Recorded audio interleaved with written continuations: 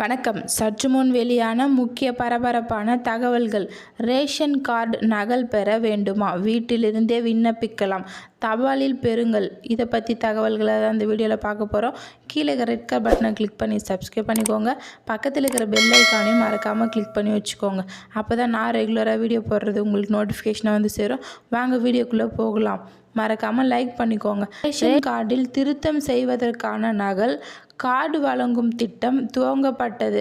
கடந்த 2 ஆண்டுகள் 10 லட்சம் நகல் ரேஷன் கார்டுகள் விநியோகம் செய்யப்பட்டு வருகிறது.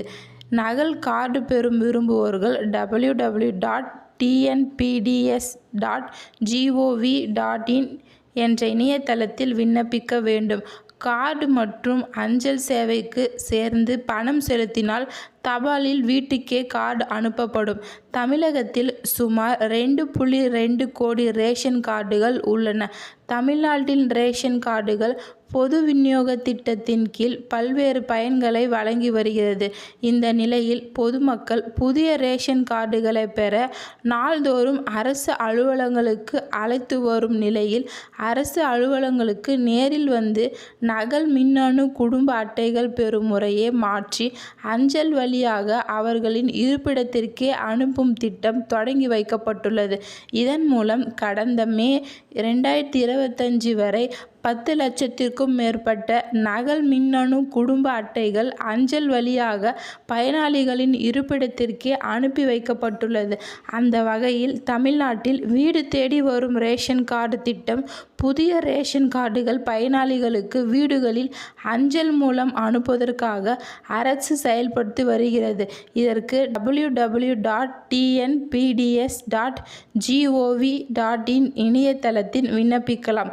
விண்ணப்பங்கள் ஆய்வு செய்யப்பட்டு ஒப்புதல் பெற்றவுடன் ரேஷன் கார்டுகள் அச்சடிக்கப்பட்டு அஞ்சல் கட்டணமாக 25 ரூபாய் செலுத்தி வீட்டிற்கு அனுப்பப்படும். தமிழ்நாடு அரசு நடைமுறைப்படுத்தியுள்ளது.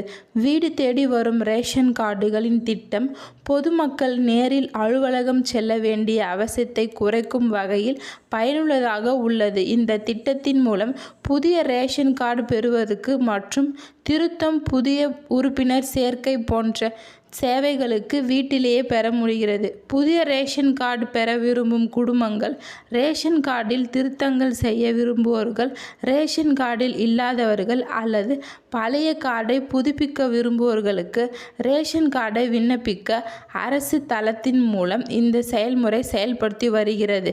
புதிய ரேஷன் கார்டுக்கு விண்ணப்பிக்கும் முகப்பு பக்கத்தில் சேர்க்கப்பட்டிருக்க வேண்டிய தங்களுக்கு இந்த மொழி வசதியாக உள்ளதா, அதற்கு ஏற்ப மொழியே என்று அமைக்கப்பட்டுள்ளது.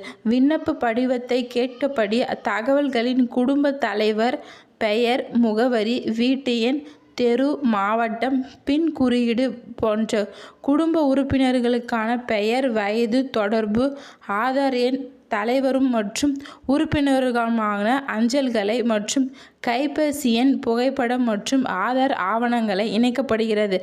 ஆதார் கார்டு, முகவரி சான்று, மின் கட்டணம், வாடகை ஒப்புதல், வாக்காளர் அடையாள அட்டை, குடும்ப தலைவரின் புகைப்படம், பழைய ரேஷன் கார்டு நகல்.